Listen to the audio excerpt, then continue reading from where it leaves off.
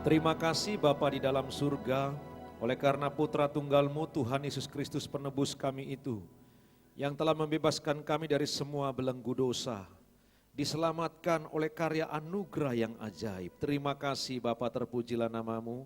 Malam ini kami bersuka cita, kamilah orang-orang yang beruntung, karena kepada kami dianugerahkan kemenangan untuk kami beribadah kepadamu malam ini. Kami bersuka cita di hadirat-Mu. Kami memuji menyembah-Mu, Engkaulah pusat perhatian kami sepanjang ibadah ini. Terima kasih Tuhan, terima kasih Bapa dalam surga. Kami bersyukur untuk pertolongan-pertolongan yang ajaib yang kami lihat sepanjang kehidupan kami. Malam ini kami mau tundukkan hati kami kepada Tuhan yang hidup dengan mendengarkan kebenaran firman-Mu. Bapa di surga, jiwa kami terbuka untuk dikoreksi oleh Tuhan kalau ada bagian-bagian yang belum pas seperti yang Tuhan kehendaki. Kami bersedia dikuatkan, diteguhkan, ditegur, diperbaharui dan dimerdekakan melalui kebenaran yang sejati dari firman-Mu. Karena itu berbicaralah bagi kami semua, dan dengan kerendahan hati kami berdoa, ya Bapa yang baik, biarlah Roh-Mu yang suci menganugerahkan hikmat kepada kami untuk bisa menangkap maksud firman-Mu malam hari ini. Urapi hati dan pikiran kami. Engkau menolong hamba-Mu ini ya Tuhan, tolonglah ya Bapa. Di dalam nama Tuhan kami, Yesus Kristus, kami berdoa kepada-Mu Allah yang hidup. Haleluya, amin. Silakan duduk Bapak Ibu yang dikasihi oleh Tuhan. Shalom, selamat malam Bapak Ibu. Malam ini kembali bersama dengan saya, baru 2 minggu lalu saya khotbah di sini. Tolong jangan bosan dengan saya Bapak Ibu ya. Baik Bapak Ibu yang dikasihi oleh Tuhan, kemarin malam persis jam seperti ini kami menikmati hadirat Tuhan yang luar biasa di Prigen Bapak Ibu bersama dengan anak-anak remaja, teenager Bapak Ibu. Kami bersuka cita di sana dan malam ini saya bersama dengan Bapak Ibu. Baik, kita buka Alkitab kita. Yang saya mau sharingkan malam ini Bapak Ibu adalah khotbah berseri. Selama saya khotbah doa fajar di Nginden. Jadi kalau Bapak Ibu ada di tempat ini yang mengikuti doa fajar dingin dan Bapak Ibu akan mengerti dengan baik ayat-ayat ini. Karena ini kelanjutan, jadi saya memang khotbah berseri selama dingin dan setiap kali doa fajar hari Sabtu Bapak Ibu yang dikasihi Tuhan. Mari kita buka Alkitab kita, Matius pasal 12 ayat 43 sampai 45. Dingin dan kami sudah bahas ayat 1 sampai dengan ayat yang ke-37 kami sudah bahas Bapak Ibu.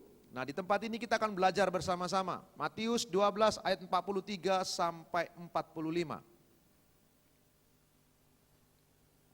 Kalau Bapak Ibu memperhatikan Alkitab Bapak Ibu, judul perikopnya kembalinya roh jahat. Itu judul perikopnya.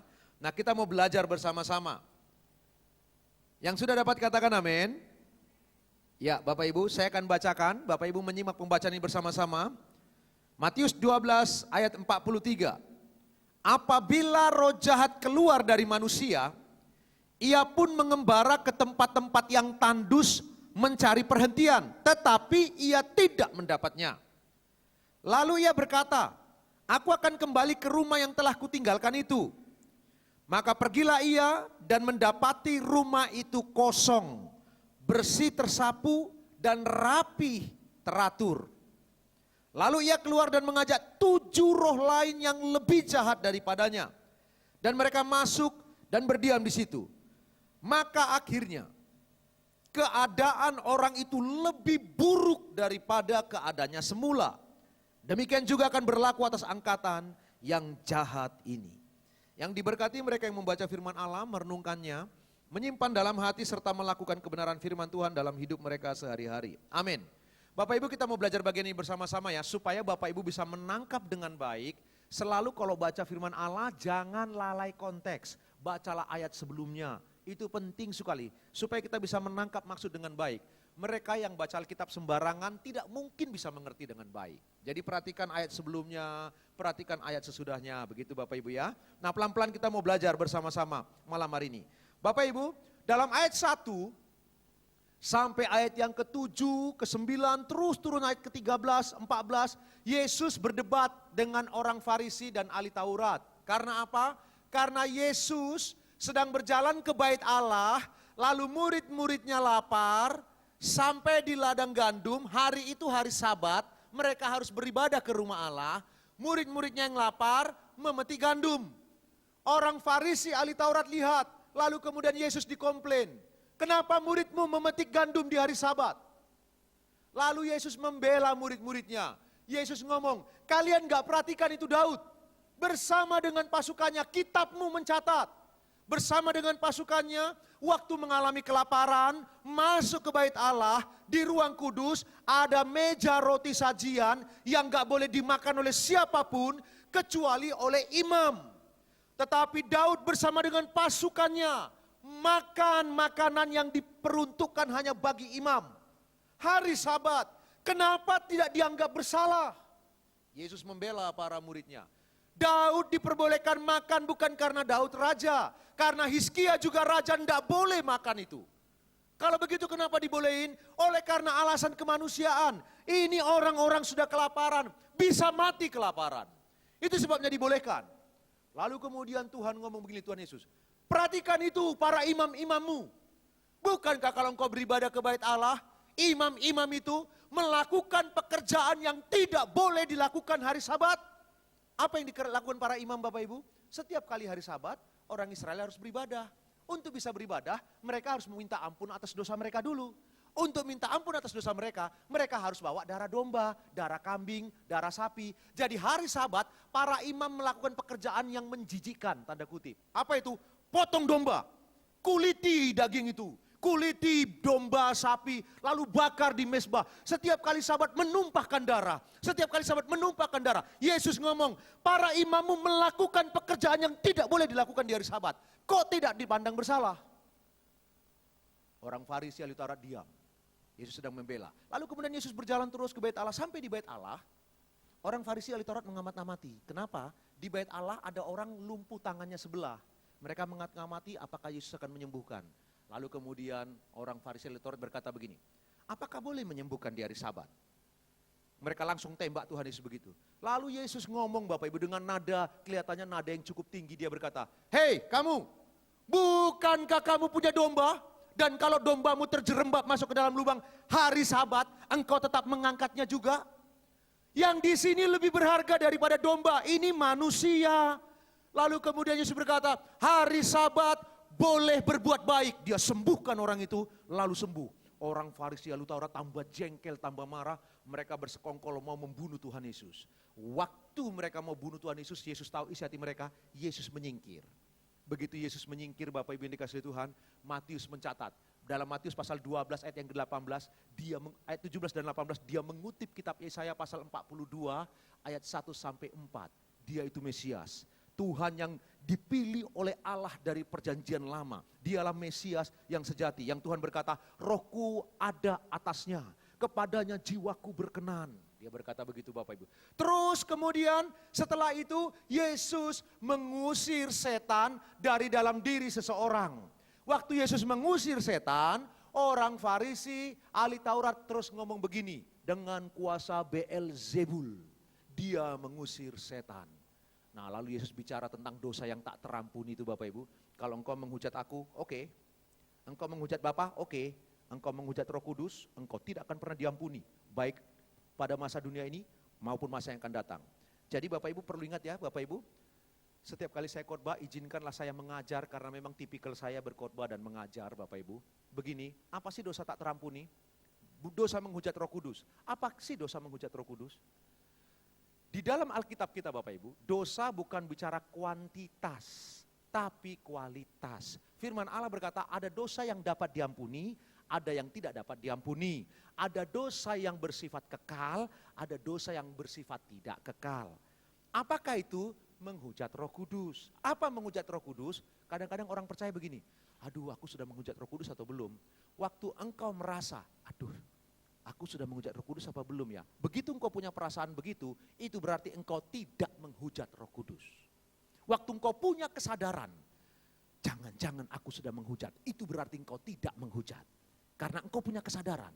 Karena kalau orang sudah tidak punya kesadaran ini, itu yang mengerikan. Kalau begitu pertanyaannya, apa dosa menghujat Roh Kudus? Dosa yang menolak Yesus sebagai Tuhan dan Juru Selamat pribadi sampai mati. Itulah dosa menghujat Roh Kudus. Bapak Ibu yang dikasihi Tuhan. Itu sebabnya tidak mendapatkan pengampunan. Bapak Ibu. Oke, selanjutnya Bapak Ibu, Yesus kemudian ngomong itu, setelah ngomong itu, lalu angkatan ini Yesus berkata, orang Farisi ahli Taurat ini minta tanda. Jadi saya sedang menerangkan konteksnya Bapak Ibu ya, supaya Bapak Ibu menangkap tentang empty house tadi. Kita mau belajar tentang empty house malam hari ini. Rumah kosong. Kita mau belajar bagian itu. Nah, kemudian orang-orang Farisi ahli Taurat minta tanda.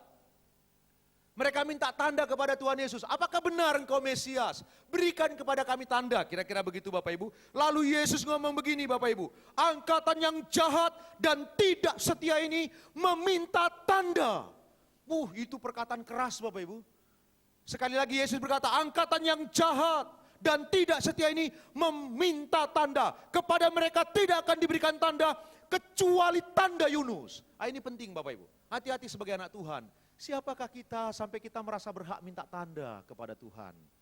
Saya ulang, siapa sih saya sampai saya harus minta tanda kepada Tuhan?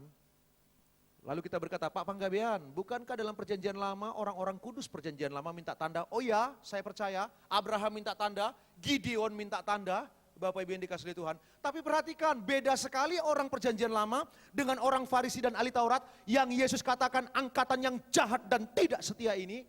Beda sekali. Kenapa? Abraham itu begini, dia percaya kepada Allah Yehova, dia beriman kepada Allah yang benar, namun dia belum yakin apakah ini kehendak Allah atau tidak, sehingga dia minta tanda. Perhatikan, dia telah beriman kepada Allah yang benar, tapi belum yakin apakah ini kehendak Allah atau tidak, dan dia perlu diyakinkan. Untuk diyakinkan, dia minta signal dari surga, minta tanda dari Tuhan. Begitu juga dengan Gideon.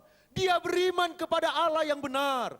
Dia percaya kepada Allah yang hidup. Namun dia belum yakin ini kehendak Allah atau tidak. Dia minta tanda. Jadi Bapak Ibu, konteks orang perjanjian lama, mereka telah beriman. Mereka telah percaya kepada Allah yang benar. Namun belum yakin dan masih ragu, maka mereka perlu diteguhkan dengan meminta tanda. Itu boleh. Orang Farisi dan ahli Taurat tidak percaya Yesus Tuhan, tidak percaya Yesus Mesias. Mereka minta tanda cuma mau mencobai. Orang yang model begini tidak berhak minta tanda. Mereka tidak mau menerima Yesus sebagai Mesias, sebagai pribadi yang diutus oleh Allah. Mereka tidak pernah mau menerima. Lalu bagaimana mungkin mereka menuntut tanda? Apa hak mereka? Itu sebabnya Yesus berkata, angkatan yang jahat dan tidak setia ini dalam ayat ke-39 Bapak Ibu, meminta tanda. Lalu Yesus ngomong, kepada mereka yang jahat dan tidak setia ini, tidak akan diberikan tanda kecuali tanda Yunus. Wah Bapak Ibu perhatikan ya, waktu Tuhan Yesus ngomong begini. Kenapa dengan Yunus? Yunus 3 hari di perut ikan. Lalu Yesus berkata, begitulah anak manusia akan 3 hari di rahim bumi. Yesus berkata begitu Bapak Ibu. Tapi perhatikan, kemudian Yesus berkata, yang ada di sini lebih besar dari Yunus. Kenapa? Yunus khotbah kepada orang Niniwe. Dia khotbah asal-asalan, dia ogah-ogahan, dia tidak suka disuruh ke Niniwe. Waktu Yunus khotbah di Niniwe, tidak melakukan mujizat, satu pun tidak ada mujizat yang dia lakukan. Dia yang ogah-ogahan, dia yang tidak melakukan mujizat, tapi sekali khotbah, satu kota, satu negara sampai binatang bertobat. Yesus ngomong, yang ada di sini lebih besar dari Yunus. Yesus sungguh-sungguh melayani. Yesus melakukan banyak mujizat. Orang mati dibangkitkan, orang lapar dikasih makan, lumpuh berjalan, buta melihat. Semua tanda-tanda Mesias ada padanya, tapi tidak satu pun bertobat. Makanya Yesus berkata, yang ada di sini lebih besar dari Yunus. Namun kalian tidak bertobat. Sehingga nanti orang-orang Niniwe akan bangkit menjadi hakim atas engkau. Lalu kemudian Yesus mengutip, perhatikan itu, Ratu Sheba dari selatan pergi dari kerajaannya untuk mencari hikmat Salomo. Lalu Yesus berkata, yang ada di sini lebih besar dari Salomo. Nanti Ratu Selatan akan menjadi hakim atas engkau. Lalu kemudian Bapak Ibu perhatikan ini baik-baik. Yesus ngomong, kepada angkatan yang jahat dan tidak setia ini, tidak akan diberikan tanda kecuali tanda Yunus. Dan Yesus sungguh-sungguh memberi tanda itu. 3 hari kemudian dia bangkit. Setelah dia mati dia bangkit. Apakah orang Farisi dan ahli Taurat percaya? Tidak. Yesus sudah benar-benar memberi tanda. Dan dia bangkit hari yang ketiga. Tetap tidak percaya. Mereka yang membayar para prajurit untuk mengatakan, katakan bahwa mayatnya dicuri para murid.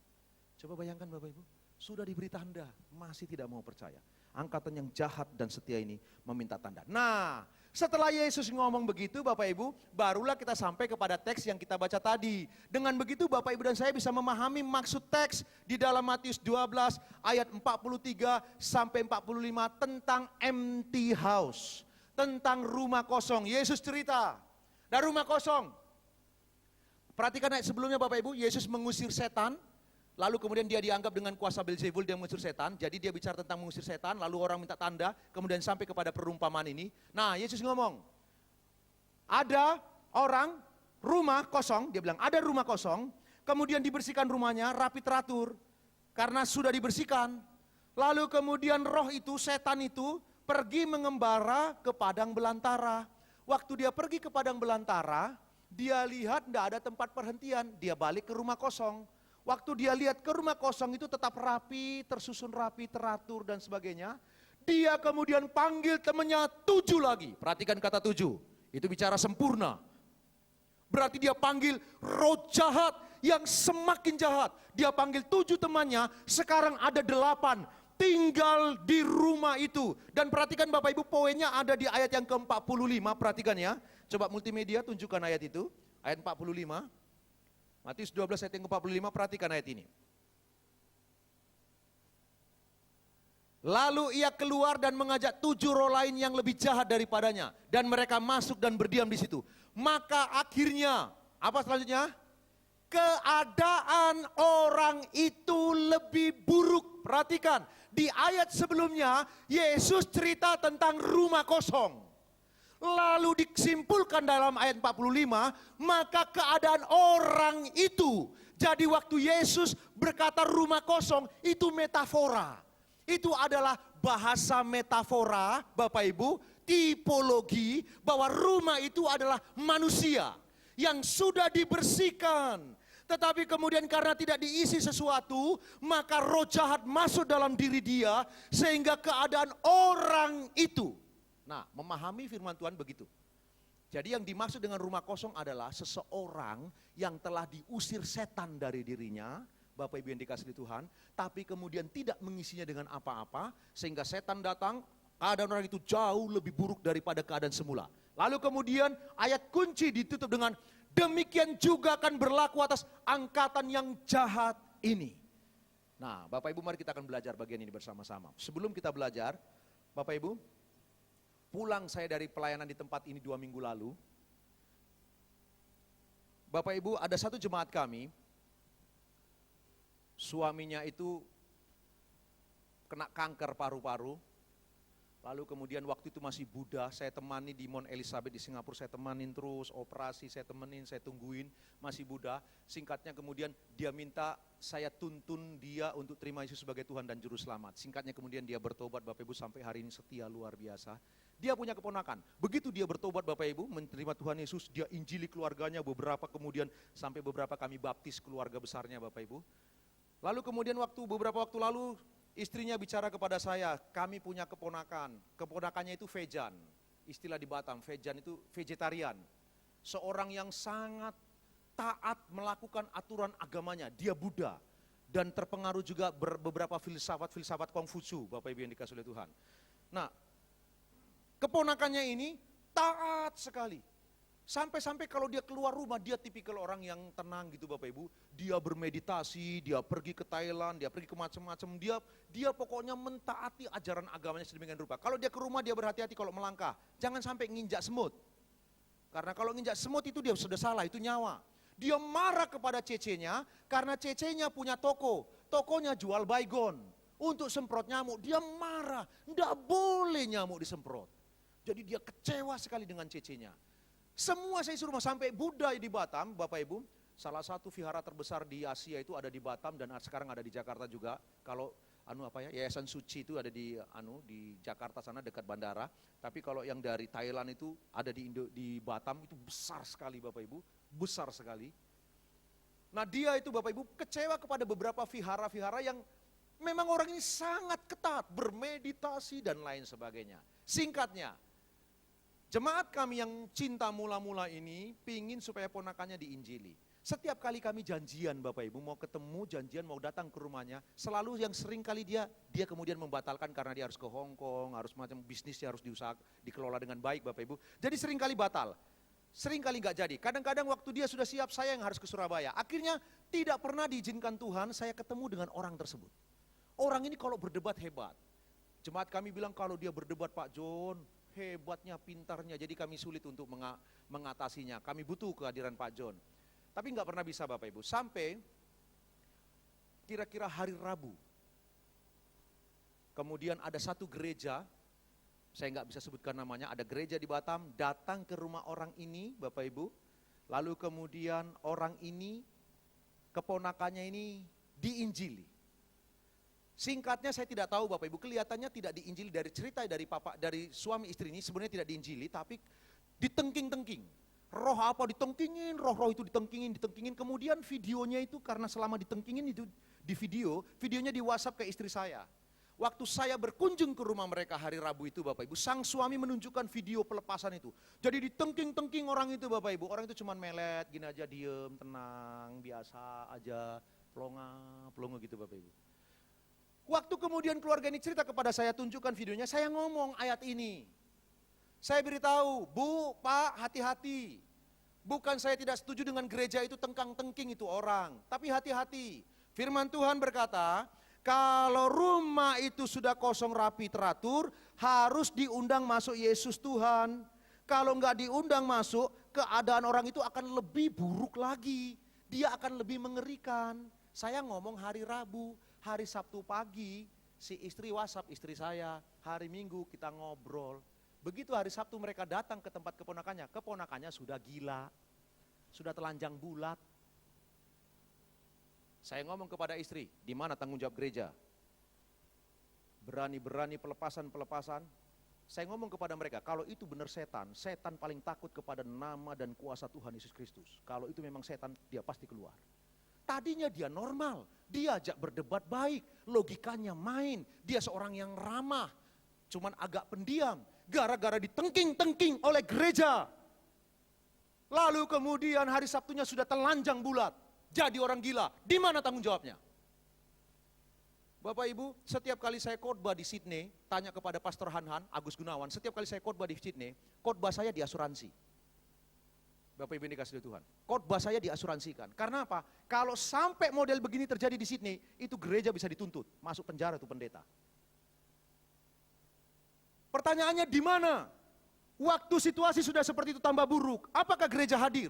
Saya sudah ngomong kepada mereka, orang model begini perlu dibawa ke psikiater, perlu ditangani secara medis, perlu juga didoai secara supranatural. Jadi pendeta, dokter, psikiater, medis, mungkin perlu ditenangkan dia dengan obat tertentu. Harus bekerja bersama-sama secara komprehensif. Tidak boleh sepilah-sepilah.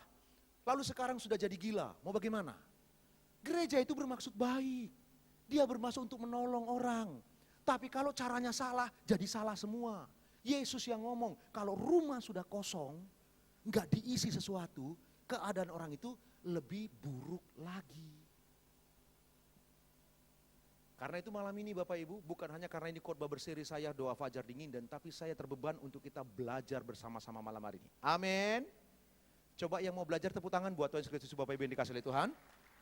Oke, perhatikan pelajaran yang pertama, saya mau ingatkan kepada Bapak Ibu. Jadi yang dimaksud Tuhan Yesus tentang empty house, rumah kosong adalah seseorang yang telah kuasa setan telah diusir daripadanya. Lalu kemudian mereka kosong. Nah, apa pelajaran yang bisa dipetik? Ada 4 kebenaran yang bisa dipetik dari ayat 43, 44 dan ayat 45. Dari 3 ayat ini kita menemukan 4 kebenaran yang baik. Yang pertama, perhatikan Bapak Ibu. Tidak ada yang namanya zona netral. Dalam hidup ini tidak ada zona netral. Dengan mengatakan, oh memang aku tidak percaya Tuhan, tapi aku tidak menyembah setan kok. Aku tidak ikut setan kok. Enggak ada zona zero, tidak ada titik nol, tidak ada.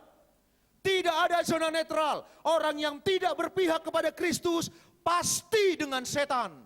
Yesus berkata ayat yang ke-30 Bapak Ibu, yang tidak mengumpulkan bersama dengan aku mencerai-beraikan. Yang tidak bersekutu dengan aku berarti melawan aku. Cuma ada 2 pilihan, Allah atau setan.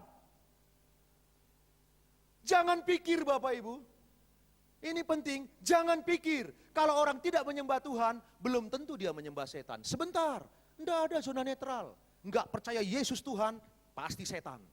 Yesus yang ngomong, bukan John Panggabean. Karena di dunia ini cuma itu dua penguasa, Allah dan setan.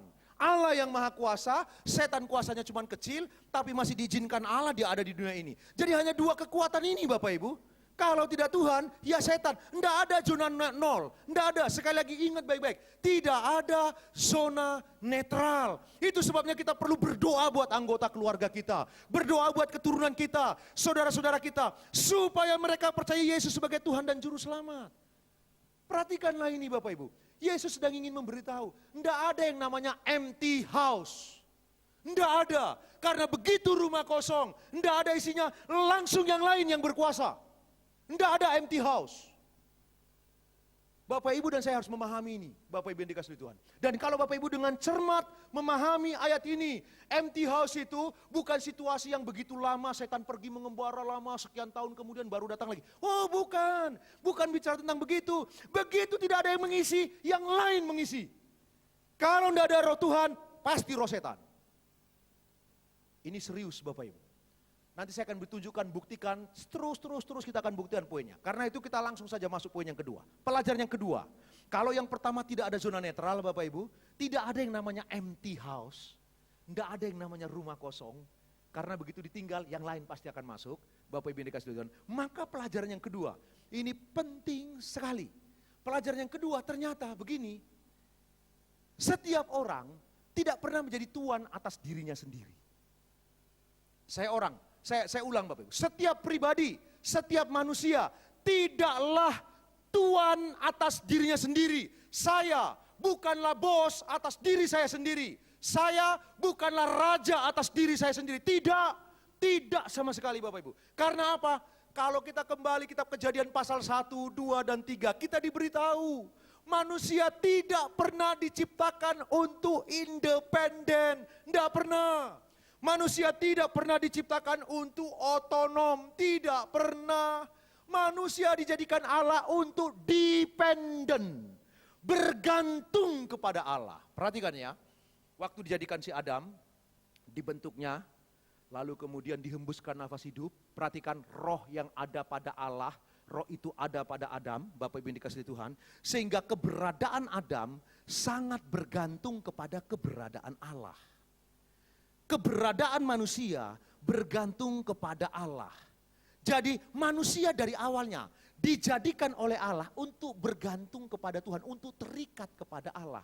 Jadi manusia itu sifat dasarnya dari awal dijadikan Tuhan, pada hakikatnya bergantung kepada otoritas yang lebih tinggi dari dirinya, yaitu Tuhan. Berbeda dengan Tuhan. Tuhan tidak terikat kepada apapun. Tuhan tidak bergantung kepada apapun. Allah itu cukup pada dirinya sendiri. Dalam istilah teologi, self-sufficient. Dia cukup pada dirinya sendiri. Dia tidak butuh apapun variabel dari luar untuk memenuhi kebutuhannya. Tidak. Tuhan kita itu cukup pada dirinya. Apakah manusia mau menyembah dan tidak menyembah dia? Tidak pusing. Apakah manusia mau memuliakan dia atau tidak? Dia tetap mulia. Apakah manusia takut kepada dia atau tidak? Dia tetap Allah yang maha kuasa. Dia tidak dipengaruhi variabel apapun dari luar dirinya. Karena dia self-sufficient. Dia cukup pada dirinya sendiri. Dia tidak bergantung kepada apapun dari luar dirinya. Itu sebabnya tidak ada satupun kuasa atau apapun yang kemudian bisa membantu Allah, menolong Allah, menambahkan beberapa kekurangan dari diri Allah. Tidak ada. Allah kekristenan bukan begitu. Allah kekristenan utuh, cukup pada dirinya, dia sempurna. Tetapi berbeda dengan manusia. Manusia itu dijadikan oleh Allah bergantung kepada Allah. Dia terikat kepada Allah, otoritas yang lebih tinggi. Nah ini poinnya. Karena itu manusia tidak pernah independen. Dia diciptakan untuk dependen, bergantung kepada otoritas di atasnya. Ketika seseorang lepas dari otoritas Allah, maka dia harus bergantung kepada otoritas yang lain yang lebih tinggi dari dirinya. Apa itu? Setan. Karena pada hakikatnya manusia dari awalnya dijadikan Tuhan untuk terus selalu dependen. Kalau tidak kepada Allah, kepada roh lain. Itu hakikat manusia. dari awalnya. Itu sebabnya manusia tidak pernah menjadi tuan atas dirinya sendiri. Enggak bisa. Saya bukan tuan, saya bukan bos atas diri saya. Bukan. Paulus berkata, hidupku bukan aku lagi, tapi Kristus yang hidup di dalam aku. Kalau seseorang percaya Tuhan Yesus, maka hidupnya itu Yesus bosnya, Yesus tuannya, Yesus rajanya, Yesus yang mengontrol dan mengendalikan. Kalau tidak percaya Tuhan Yesus, ya pasti roh setan yang mengendalikan. Orang itu sendiri tidak ada kuasa. Karena manusia tidak pernah dijadikan Allah untuk independen. Manusia selalu dependen. Dari empty house, dari perumpamaan Kristus ini, kita bisa belajar. Perhatikan ini baik-baik. Pertama, tidak ada zona netral. Karena itu yang kedua Bapak Ibu, kita tidak pernah menjadi tuan atas diri kita sendiri. Hati-hati. Kadang-kadang kita pikir kita yang menentukan hidup ini. Kadang-kadang kita pikir saya berkuasa atas diri saya. Bukankah saya yang menentukan? Tunggu dulu. Kalau kita sudah percaya Yesus sebagai Tuhan dan Juru Selamat, hidup kita bukan kita lagi yang menentukan. Allah di dalam firman-Nya memberitahu kita apa yang perlu kita lakukan. Firman-Nya tuntunan. Firman-Nya adalah rambu-rambu untuk kita mengikuti karena Dia Tuhan kita. Ingat baik-baik, kita dijadikan Tuhan bukan untuk independen, tetapi dependen kepada otoritas di atas kita. Itu sebabnya begitu kita percaya Yesus sebagai Tuhan dan Juru Selamat, Dia harus sungguh-sungguh menjadi Tuhan, menjadi Raja, pengendali hidup kita.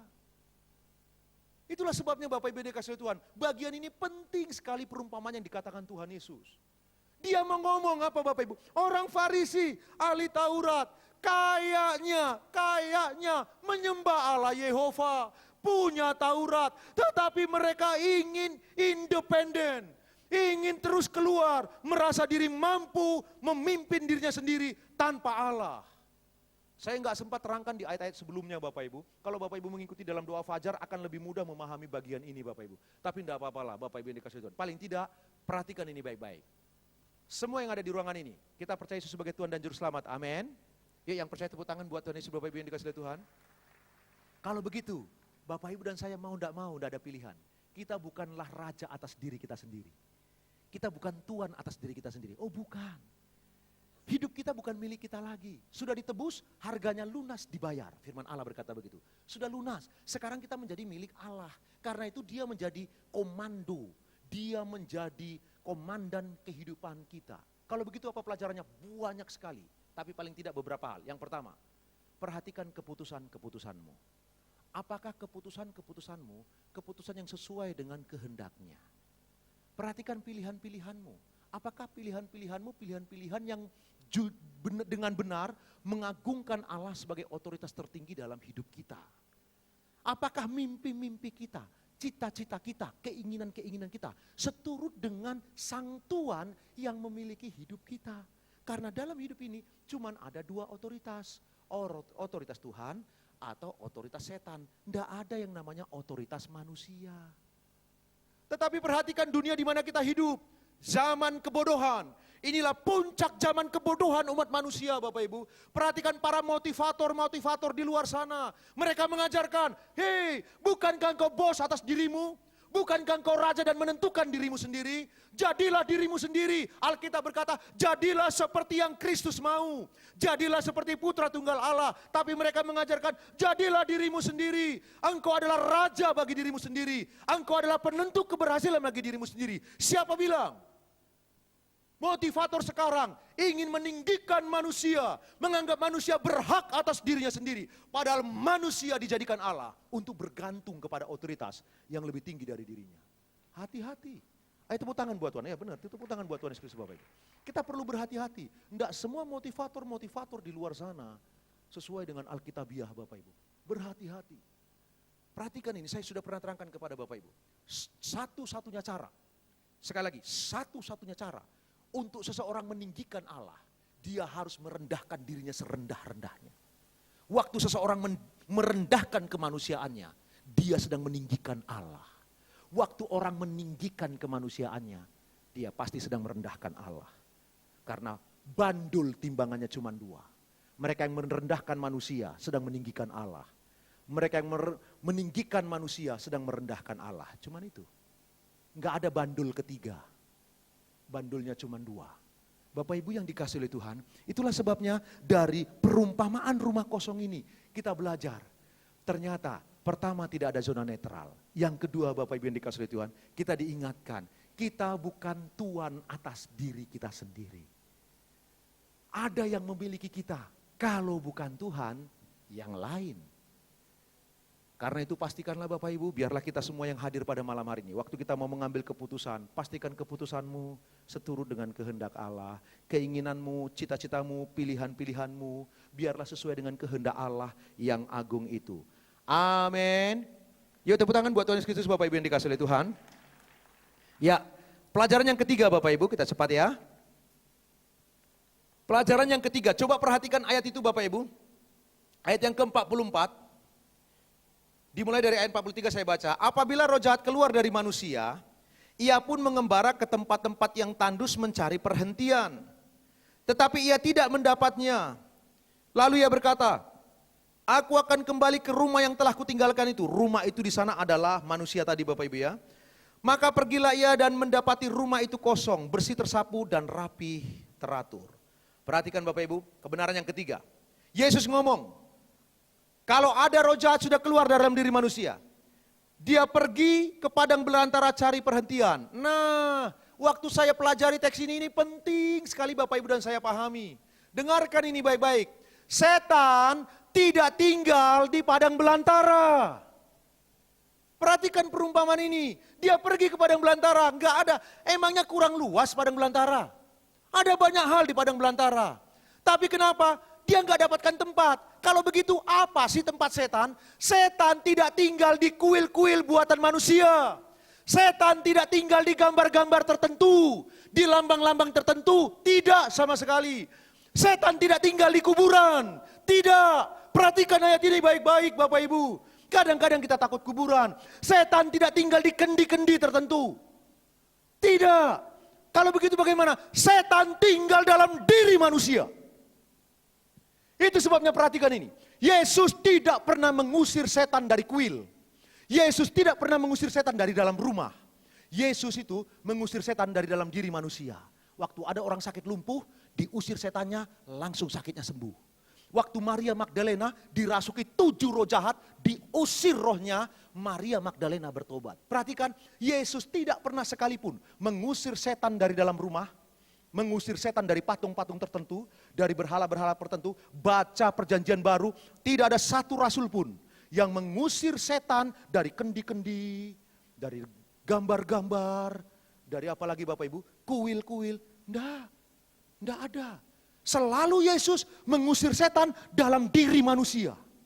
Cuman sekali ada ayatnya, setan bisa tinggal dalam diri babi. Waktu orang gila di Gerasa itu Bapak Ibu, kemudian Yesus datang, kemudian setan ngomong, jangan binasakan aku anak-anak Allah. Biarlah kami pergi ke babi-babi. Lalu Yesus usir, kemudian mereka masuk ke dalam 2000 babi-babi. Kemudian babi-babi itu terjun ke dalam lembah itu Bapak Ibu, ke dalam jurang. Dan tahukah Bapak Ibu, waktu setan itu masuk ke babi-babi, lalu kita semua makan babi, maka kita makan setan. Kebetulan makanan favorit saya adalah babi. Saya takut saya semakin mirip babi kelak. Enggak Bapak Ibu.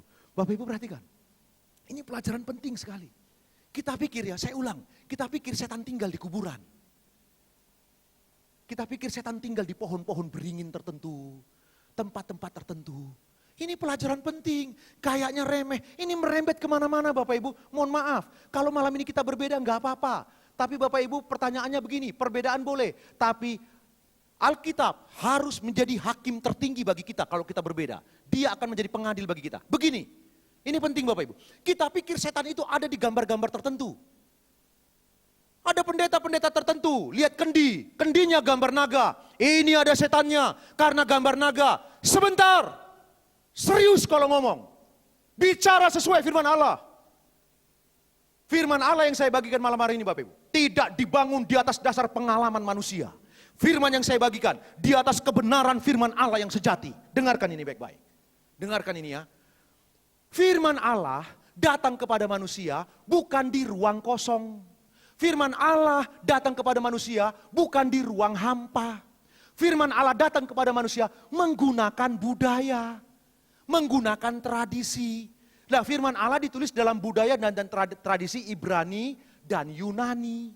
Jadi sekali lagi firman Allah tidak datang di ruang kosong, bukan di ruang hampa. Jadi Allah menggunakan tradisi dan budaya untuk menyeberangkan kebenaran firman-Nya. Perhatikan ini baik-baik. Dalam tradisi Yahudi, Bapak Ibu yang dikasihi oleh Tuhan, naga itu mewakili setan. Tapi tunggu dulu, bagi orang Cina, naga itu tidak ada hubungannya dengan setan dan kejahatan. Naga itu keperkasaan, kekuatan, kemakmuran. Tidak selalu lambang naga itu mewakili setan. Bergantung dari budaya mana kita melihat. Bapak Ibu harus memahami bagian ini dengan baik. Kalau tidak, kacau balau Alkitab kita, rusak. Ada pendeta datang ke jemaat kami Bapak Ibu, kira-kira 8 tahun yang lalu. Nah, jemaat kami itu belum sempat dekat dengan saya Bapak Ibu. Dia datang ke rumah, katanya pendeta dari Papua, datang ke rumah ini jemaat Bapak Ibu, pembayar pajak nomor 1 di provinsi kami. Dia sumbang tanah gereja 7.000 meter gratis. Dia uruskan semua izin-izinnya dari otorita Batam dikasihkan kepada kami Bapak Ibu yang dikasihi Tuhan. Ini orang yang takut akan Tuhan. Suatu kali pendeta datang ke rumahnya. Di rumah dia Bapak Ibu yang dikasihi Tuhan, saya masuk ke rumahnya, ya rumahnya enggak terlalu besar. Bangunan induknya 2.000 meter luas rumahnya, enggak terlalu besar sih. Dibanding surga yang saya miliki.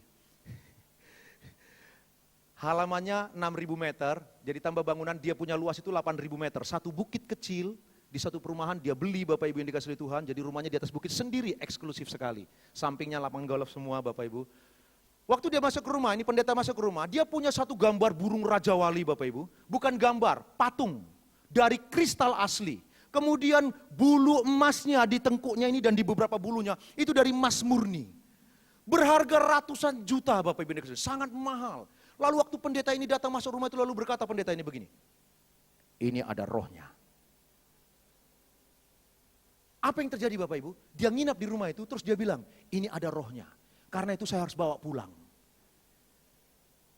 Untung gak ada saya di situ Bapak Ibu. Kalau ada saya di situ saya bilang, keluar engkau Beelzebul. Jahatnya minta ampun. Kalau memang itu ada rohnya Bapak Ibu, ayo kita bicara. Ini bicara Bapak Ibu sekali lagi ya, saya membangun ajaran bukan dari pengalaman. Bukan. Saya punya pengalaman-pengalaman pelepasan.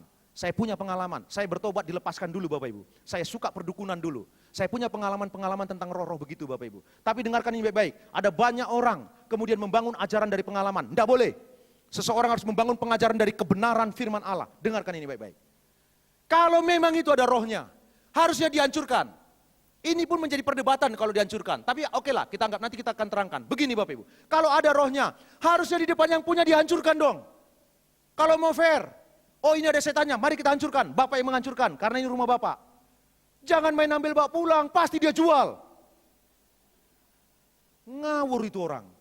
Tapi pertanyaannya Bapak Ibu, pertanyaannya, benarkah setan tinggal di begitu? Di gambar naga, di patung-patung tertentu. Terus kemudian kalau pelepasan itu dibakar, emangnya setannya kebakar?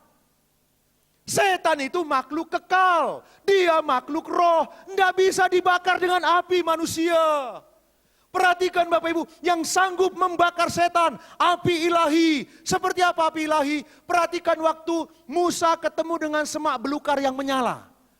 Semak belukarnya menyala dengan api tapi belukarnya nggak kebakar. Itu api beda dengan api di dunia ini.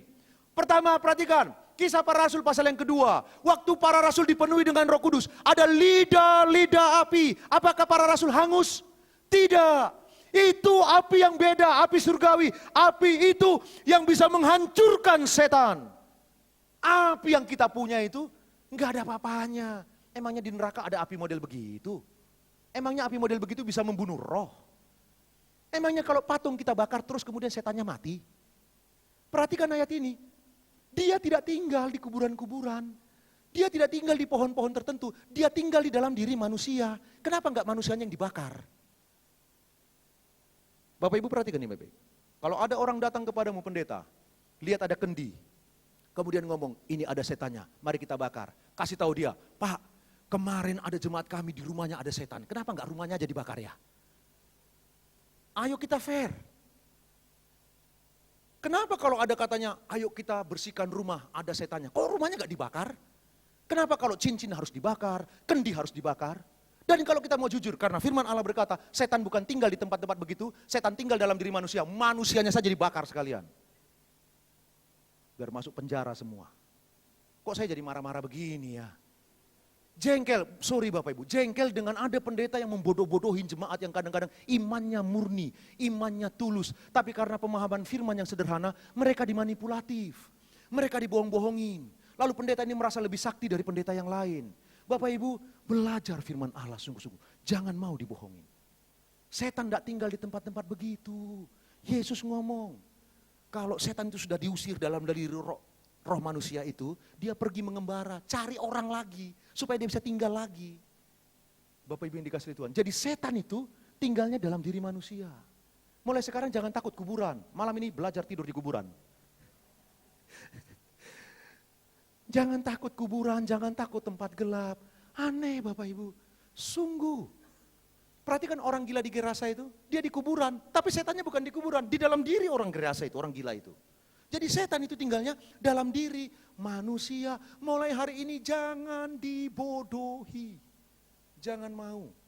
Nah memang kalau Bapak Ibu nggak terberkati dengan gambar naga, aku kok nggak nyaman dengan gambar naga, ya sudah singkirkanlah.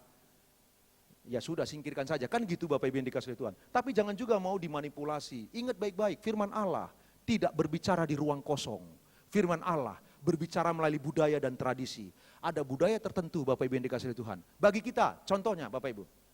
Waktu Yesus ngomong, aku adalah roti hidup. Buat saya dulu bingung. Kasihan sekali saya orang Indonesia makan nasi.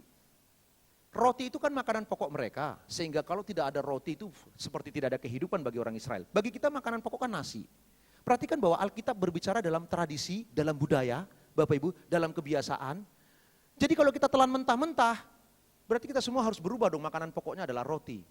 Bukan begitu maksudnya Bapak Ibu. Dengarkanlah ini baik-baik Bapak Ibu yang dikasihi Tuhan. Sekali lagi, bagi orang Chinese, naga itu lambang kekuatan, keperkasaan, kemakmuran. Enggak ada hubungannya dengan setan dan kejahatan. Enggak percaya pergi aja ke Cina, saya belum pernah kok. Enggak ada hubungannya, saya pelajari Bapak Ibu filosofi mereka. Enggak ada hubungannya dengan setan, enggak ada hubungannya. Dan saya beritahu, kalau ular mewakili setan, tunggu dulu. Waktu orang Israel di padang gurun, dipatuk ular karena mereka kemasukan roh rakus itu Bapak Ibu. Lalu Tuhan ngomong apa kepada Musa? Musa, ambil tembaga, bentuk ular tembaga. Barang siapa yang melihat ular tembaga itu, dia akan hidup, tidak akan mati. Tuhan pakai ular untuk menyembuhkan. Siapa bilang ular selalu mewakili setan? Itu sebabnya lambang kedokteran, selalu cawan, kemudian ada ularnya. Masih tahu Bapak Ibu ya? Bapak Ibu hidup di dunia mana sih? Kok kayaknya bengong gitu. Mengerti yang saya maksud Bapak Ibu? Halo, Bapak Ibu masih bersama dengan saya? Yuk tepuk tangan buat Tuhan Yesus Bapak Ibu yang dikasihi Tuhan. Ular tidak selalu mewakili setan. Saya ulang Bapak Ibu, tidak selalu. Di padang gurun Tuhan pakai ular tembaga untuk menyembuhkan, menyelamatkan mereka umatnya supaya waktu dipatuk ular mereka masih bisa selamat. Ular tidak selalu Bapak Ibu. Kita perlu berhati-hati dalam menafsirkan firman Allah. Mulai hari ini, kalau ada undang pendeta, contohnya undang John Panggabean, sekali-sekali diundanglah saya Bapak Ibu. Undang kayak saya gitu, bawa itu apa ya ayam putih kemenyan gitu. Enggak Bapak Ibu guyon. Kalau ada pendeta datang lalu bilang begini, ini gambar kok menyeramkan ya, kayaknya ada rohnya. Ingat pelajaran malam hari ini. Beritahu, sorry, menurut firman Allah, setan tidak tinggal di gambar. Setan tinggal dalam diri manusia. Amin. Yuk tepuk tangan buat Tuhan Yesus Kristus Bapak Ibu yang dikasihi oleh Tuhan. Jadilah anak-anak Tuhan yang merdeka. Oh di rumah saya Bapak Ibu gak akan lihat kendi, gak ada lihat gambar ular, gak ada apa-apa. Bahkan gambar salib pun gak ada di tempat saya. Di rumah saya gambar salib pun sekalian gak ada. Sudah rumah saya bersih, gak ada apa-apanya di dalam. Rumah kosong. Enggak Bapak Ibu. Maksud saya Bapak Ibu, ayo saya ingin mengajarkan jemaat, gereja bertanggung jawab untuk mengajarkan jemaat. Bukan hanya takut akan Allah, tapi punya kepintaran, punya smart. Jangan mau dibohong-bohongi.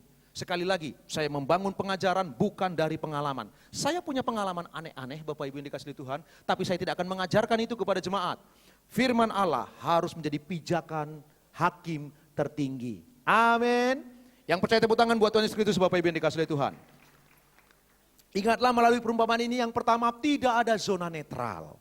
Yang kedua, manusia tidak pernah menjadi tuan atas dirinya sendiri. Tuhanlah yang harus, otoritas di atasnya. Yang ketiga Bapak Ibu, ingatlah setan tidak tinggal di tempat-tempat tertentu. Setan justru rumahnya itu di dalam diri manusia. Itu sebabnya Bapak Ibu tidak percaya Tuhan, ya sudah bagian dari setan. Yesus yang ngomong di ayat yang ke-30. Tidak mengumpulkan bersama dengan aku berarti mencerai-beraikan. Dia berkata begitu Bapak Ibu. Tidak bersekutu dengan aku berarti melawan aku. Lalu kemudian yang keempat Bapak Ibu yang dikasih Tuhan. Maksud dari perumpamaan ini. Yesus ngomong. Perhatikan ayat 45 bagian yang terakhir. Multimedia tolong tunjukkannya bagian yang terakhir. Ayat 45 bagian yang paling ujung ayat itu, dari mulai kata demikianlah, saya akan bacakan Bapak Ibu perhatikan, bagian terakhir ini. Demikian juga akan berlaku atas angkatan yang jahat ini. Apa maksudnya? Yesus sudah membersihkan mereka. Yesus ngomong kepada para murid, kalian sudah dibersihkan dengan apa? Dengan firman. Orang-orang yang datang pada waktu itu sudah dibersihkan melalui apa? Firman. Yesus sudah menerangkan tentang kerajaan Allah. Mereka sudah dibersihkan dengan firman. Tapi mereka tidak mau menerima Yesus sebagai Mesias. Tidak mau percaya Yesus sebagai Mesias untuk menguasai hidup mereka. Akhirnya apa? Yesus ngomong perumpamaan ini. Keadaanmu akan lebih buruk. Demikian akan terjadi kepada angkatan yang jahat ini. Mereka tadinya mengikuti Yesus, diberi makan, mengalami mujizat, mengalami pertolongan. Tapi kemudian mereka tambah hari, tambah jahat, sampai mereka bunuh Yesus. Perhatikan, demikianlah akan terjadi kepada angkatan yang jahat ini. Sudah dengar firman Allah, dengar perumpamaan, dibersihkan, gak mau tetap percaya kepada Kristus. Menerima Yesus sebagai Sang Mesias dalam hidup mereka. Akhirnya keadaan mereka semakin buruk, sampai Tuhan mereka bunuh. Tuhan mereka gantung. Itu sebabnya orang Israel, jangankan Irak, Iran, Palestina, Amerika, Tuhan aja dia bunuh. Apalagi kalau cuma manusia, Israel gak peduli. Keadaan mereka semakin buruk. Dan terbukti Bapak Ibu, mereka lah yang menggantung Tuhan Yesus Kristus. Tambah buruk. Mereka Bapak Ibu, kalau begitu apa pelajarannya Bapak Ibu? Pelajarannya yang keempat, enggak ada cara lain. Karena tidak ada zona netral, kita bukan Tuhan atas diri kita sendiri. Dan setan ternyata tinggalnya dalam diri manusia. Maka Bapak Ibu, pilihan yang terakhir. Mau enggak mau, biarkan Tuhan tinggal dalam hatimu. Amin. Sekali Yesus tetap Yesus. Yuk ngomong yuk, sekali Yesus tetap Yesus. 1, 2, 3. Sekali dalam anugerah, selamanya dalam anugerah. 1, 2, 3. Yuk tepuk tangan buat Tuhan Yesus Kristus Bapak Ibu yang dikasih Tuhan. Ya, ini penting. Supaya keadaan tidak tambah buruk. Karena itu ada pelajaran yang baik malam ini semua yang hadir. Engkau menerima Yesus sebagai Tuhan dan Juru Selamat. Percayalah, cepat atau lambat keadaanmu tambah baik. Karena ada Tuhan. Bukan karena kita hebat, bukan karena kita dahsyat, tapi karena Allah yang hidup itu berjanji menyertai, membimbing, menganugerahkan damai sejahtera, sukacita. Oleh karena damainya, oleh karena sukacitanya, kemudian kita menjadi pekerja-pekerja yang efektif. Kita bisa berpikir dengan baik, kita bisa bekerja dengan keras, kesehatan kita dijaga. Akhirnya kita banyak keberhasilan demi keberhasilan. Ini loh pelajaran yang penting, Bapak Ibu. Ini yang disebut dengan teologi kemakmuran yang sesuai dengan Injil Kerajaan Allah. Oleh karena anugerah sukacita, anugerah damai sejahtera, anugerah pemeliharaan dan kesehatan, kita akhirnya bisa punya hikmat untuk bekerja dengan baik, bekerja dengan tekun, bekerja keras. Akhirnya keberhasilan mendekati kita. Bapak Ibu yang dikasih Tuhan, dengar ini, percayalah. Karena Tuhan ada dalam hidupmu, hidupmu pasti semakin baik. Percaya. Yuk tepuk tangan buat Tuhan Bapak Ibu yang dikasih Tuhan. Saya tidak pernah melihat ada anak Tuhan yang sungguh-sungguh menjadikan Yesus sebagai Tuhan dan Juru Selamat yang menjadi Tuhan atas dirinya Bapak Ibu. Yang hidupnya tambah hari tambah memburuk, enggak. Kesehatan mungkin bisa memburuk, ekonomi mungkin bisa memburuk, tapi sukacita, damai sejahtera yang namanya keabadian dan kekekalan tidak pernah memburuk dalam hidup orang itu. Diberi kekuatan oleh Tuhan untuk sanggup menghadapi masalah, diberikan kesanggupan oleh Allah untuk menghadapi kesulitan hidup. Itu anugerah yang luar biasa. Itu sebabnya bagi saya yang percaya Yesus, keadaannya akan semakin lebih indah, lebih indah. Yang masih muda-muda, adik-adikku, yuk mumpung masih muda, jadikan Yesus panutan tunggalmu. Pegang dia kuat-kuat, apapun yang terjadi Tuhan, sekali engkau, tetap engkau. Dan perhatikan kehidupanmu, semakin hari pasti semakin baik. Ayo beri kemuliaan buat Tuhan Yesus Kristus. Mari pemain musik, pemimpin pujian maju ke depan. Kita sudah belajar bagian ini Bapak Ibu, 4 kebenaran tentang empty house, rumah kosong. Ingatlah baik-baik, tidak ada zona netral. Karena itu tidak ada yang namanya rumah kosong. Sekali ditinggalkan si Tuhan, akan datang Tuhan yang lain. Cuman itu pilihannya, tidak ada zona netral. Yang kedua, kita bukanlah bos, bukanlah raja bagi diri kita sendiri. Tidak, Manusia diciptakan untuk dependen. Manusia tidak pernah dibuat oleh Tuhan untuk independen, tidak. Untuk dependen, bergantung kepada otoritas di atasnya. Bisa kepada Tuhan, bisa kepada yang lain. Dan ingatlah Bapak Ibu, setan tidak tinggal di tempat-tempat yang menyeramkan, justru setan tinggal dalam diri manusia. Ini menurut Tuhan Yesus Kristus. Dan saya ingat baik-baik, saya ulang Bapak Ibu. Yesus tidak pernah mengusir setan dari dalam rumah, tidak pernah mengusir setan dari kuil-kuil, dari tempat-tempat tertentu. Yesus selalu mengusir setan dari dalam diri manusia. Dan kemudian manusia dimerdekakan dan disembuhkan. Dan yang terakhir Bapak Ibu, ayo jadikan Yesus sebagai tuan rumah dari hidup kita. Ayo kita bangkit berdiri bersama-sama Bapak Ibu. Kita naikkan satu pujian kepada Tuhan. Haleluya. Roh Allah yang hidup penuhiku, Roh Allah yang hidup pulihkanku. Ya Tuhan. Turunlah urapan ke atasku, membangkitkan kuasa-Mu. Haleluya. Roh Allah yang hidup penuhiku, Roh Allah yang hidup pulihkanku. Turunlah urapan ke atasku, membangkitkan kuasa-Mu,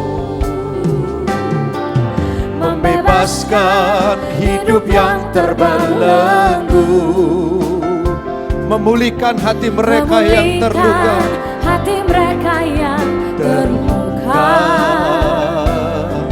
serta mencelingkan mata yang buta.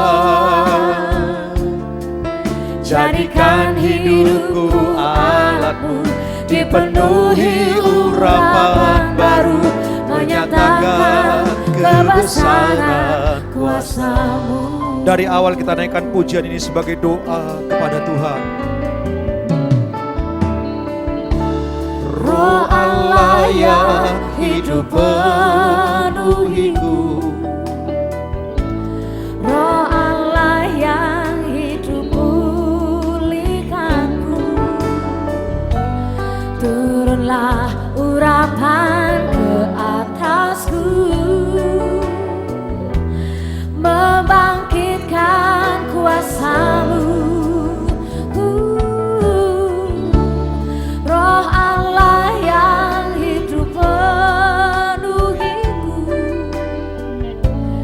Roh Allah yang hidup pulihkanku. Turunlah urapan ke atasku, membangkitkan kuasa-Mu, membebaskan hidup yang terbelenggu,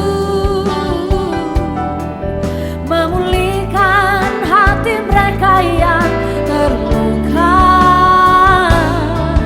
serta mencelingkan mata yang buta. Jadikan hidupku alat-Mu, dipenuhi urapan baru, menyatakan kebesaran kuasa-Mu.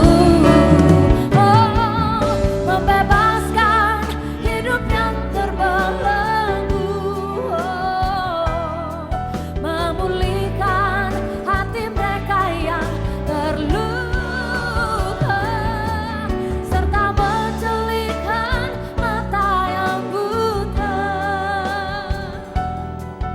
Jadikan